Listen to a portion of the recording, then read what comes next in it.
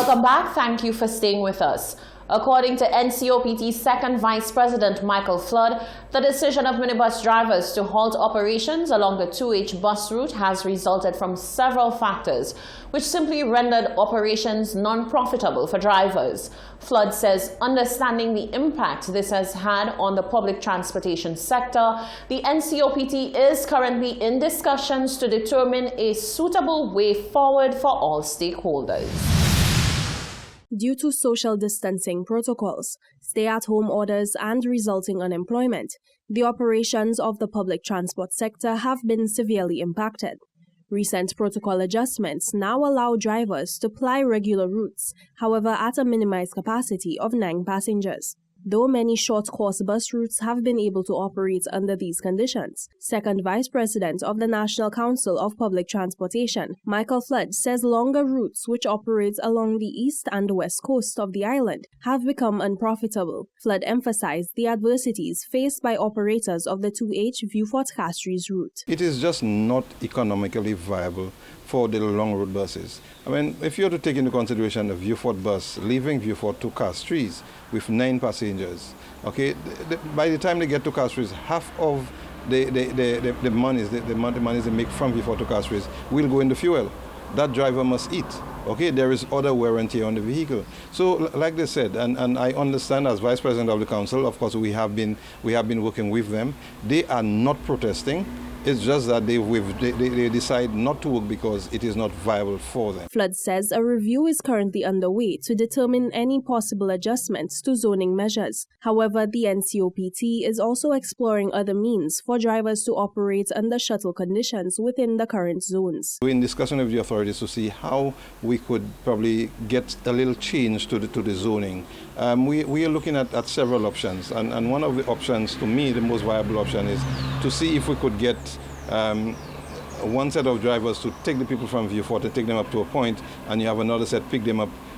But we're looking at even allowing drivers to be able to shuttle the road, okay? Because most of the 2H drivers, this is how they're able to make the monies. Whilst they come up from Vieux-Fort with a load, drop in Castries, they will go back down and be able to pick up people along the route. Flood hopes that adjustments can be made swiftly so that drivers, many of which have a sole source of income, can continue their daily operations.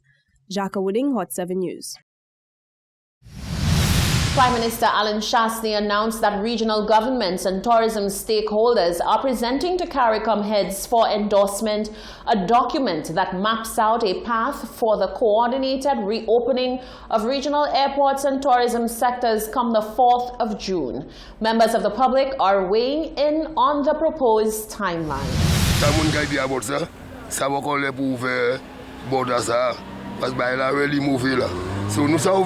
Nous sommes ouverts cette liste, même pays cette liste sont ouverts, mais pour Borda même, nous sommes quittés là toujours. Parce que si c'est moun ça nous quitter sortir à beaucoup de chips avec mening là, nous pas savoir quand les 3-4 nous va joindre ici avec ces moun ça. Parce que si c'est moun ça déjà nous pour mettre ces moun ça à quarantaine. Nous ne pouvons pas en quarantaine pour être testé moun ça avant nous lâcher ces moun ça. C'est moun ça nous pour faire même 6 mois et 2 mois en quarantaine là. Parce que c'est un malade ça qui là, ça c'est un malade qui dangereux. Moun cette liste qu'après bail pour blague. Mais il n'y a pas après bail ça oui, mais c'est bail ça qui est là, ça c'est bail qui sauve. Beaucoup de chips ça qui là, vous me restez là plutôt. I think they should open it with condition. These people coming back home and they have to follow the procedures, go to quarantine. After the 14 days quarantine, send them home. Well, some of them are pas les prouver because quand le corona ça calia, moi pas quoi les prouver. So, qui c'est qui a fait prouver? Et nous même ici. Là, il y a un corona, nous avons un corona. Un corona, il va faire science. Qui t'a fait même pour vite un bagage bon. Nous crions. Mais moi d'accord pour qui t'a fait mais. Moi d'accord pour ouvrir. Les pays a fermé tout. C'est malade ça trop mauvais pour ça. Ouvrir un pays n'importe plaît. Manière ça, il faut apprendre patience pour ouvrir. Les by Adam manière yo kay ouvert là mais qui t'y fermé moi d'accord pour y fermer. What they can do with the solutions that working on the cruise ship, right, like the other countries, right, there is charter a plane to take the people back home, right? So I think Chasney should send a plane or whatever to go and get the people and bring them down to St. Lucia as Lucians. That's what they are, you understand? So you can do it just like the other countries, but you don't have to open the border to do that. You just have to wait until everything is settled down, because that's what I've been deciding. They have to wait. That's how I see it. Because I heard they have to charter a plane. It's so expensive to charter a plane to take them down. So when things come back to normality, they'll come back home. No, I'm not in favor at this point in time now, because if you do that, you'll be putting the St. Lucia people at risk. So we cannot open our airport now. But what we could do, we have our people out there. If they could charter a plane to take the rest of our people that in the foreign land to bring them back home, we could do that. But it's not a wise thing to open the airport for different people to come in and out. It's not good. I empathize with those overseas who are stranded, like students who are at school. Their boarding fees are over and they've been threatened to be thrown out of the boarding rooms at school. Solutions stop overseas. I'll be happy that all can come at home. But then that's not a decision based on emotions or feelings. These things, you must get it right. That's life and death. COVID-19 pandemic. You cannot take chances. There's no room for error. So that calls for sound analysis by the CMO and the medical authorities. The facts, they have to check overseas, the situation overseas, is it cooling out? Whether they open the borders here, can they deal with the thousands or hundreds coming back in? Quarantine, do they have the facilities, the finance to do that?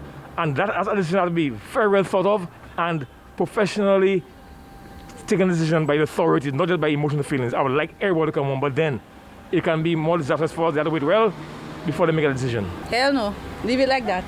Don't open it yet. Those were your views. Director of Statistics Sean Mathre says new projections are on the table for the 2020 census.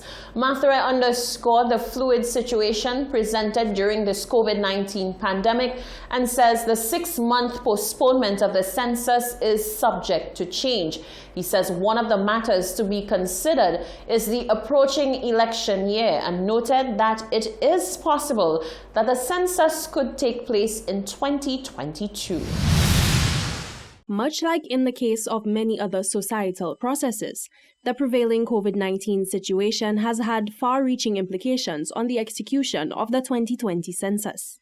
Following discussions among stakeholders, a decision was made to suspend the National Population and Housing Census for an initial period of 6 months. However, the projection is continuously being reviewed as the COVID-19 situation develops. Director of Statistics Sean Mathre says several models are being observed to determine a way forward. Mathre, noting that it is not advised to conduct a census during an election year, says beyond the 6-month postponement, the next possibility could span 2 years. That are available to us are basically to either move towards implementing it this year, once the situation allows us to do that. To do it next year, the situation that confronts us if we have to do it next year is that next year is an election year. And it's advisable that you don't do a census during an election year. If that situation is the one that confronts us, we would have to do the census in 2022. The director noted that moving forward, adjustments will be made to the mode of data collection. In keeping with social distancing protocols, interviews will be adapted to be held virtually or by telephone. Instead of actually entering the households and conducting the survey and collecting the data, what can be done is that you get the telephone number of the respondent, and then you go back to the office, and then you conduct that interview over the telephone, or you have an online platform that you could inform the respondents of, and if they're able to go online and fill the questionnaire by themselves, they're able to do that. That is another option that's available to them. Mathre assures that the Statistics Department is remaining abreast with developments in data collection methodology within the context of COVID-19 and will develop a fitting census program accordingly. Jacka Wooding, Hot 7 News. Reading Month is celebrated in May every year. Given the new normal for education with learning taking place virtually, Curriculum Officer for Language Arts Angel Caglin gave details as to what's in store for Reading Month 2020. Given that the new normal in education is remote learning for students due to COVID-19, all educational activities have had to be redesigned to suit at-home and online learning. On the cusp of Reading Month, Curriculum Officer for Language Arts Angel Caglin spoke to some of the events on the docket for the month. So the calendar of activities that we came up with reflects the varying circumstances that we have among teachers, among students, among families. So some quick examples. A word challenge. You decide today, I am only going to use 20 words. You select those 20 words beforehand. And in speaking with anyone, responding to any questions, you use just those 20 words. So you're challenging yourself now to be more aware of how words can be used in different ways. A collaborative activity for families is something we have called story wording, where you have one member of the family begins the story, the next person adds on to it. Right? All of this is learning, but it's in context. Caglin says careful consideration was taken to ensure that students across the board would be able to partake in the various activities. She says given that students are at home, the department is trying its utmost to ensure that the activities are interesting and relatable. The curriculum officer asserted that COVID-19 has helped educators to see the gaps and provide opportunities to fill them. Clearly, the events that are happening now provides us with even more information or more perspective on what that revised curriculum should look like. This crisis has shown us what some of our gaps have been, but more important, it has provided us with so many opportunities. And hopefully all of us as educators and as parents and as other interested persons should see and really see how we can begin addressing or seizing those opportunities. The end goal is to ensure that students can emulate what the theme for this year's Reading Month is: readers as independent, learned, and critical thinkers. You're watching the Hot 7 TV Nightly News. Stay with us. There's more coming up after the break.